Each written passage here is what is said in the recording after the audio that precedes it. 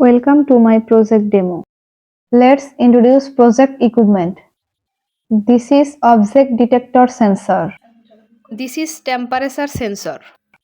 This is fire detector sensor. It's gas detector sensor. This is ESP32 microcontroller. Next, buzzer and relay. This is power supply. This is electric AC fan. And finally, electric bulb. Let's open mobile apps and control the project. Initially, everything is closed. I open the door.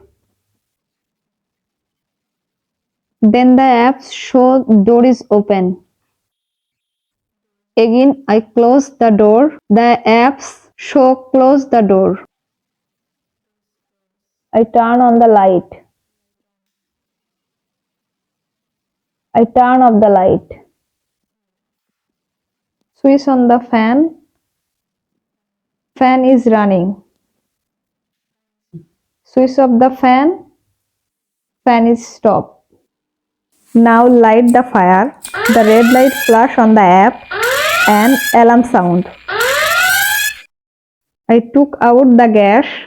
The color of the gas button of the apps changed. Let's check temperature sensor.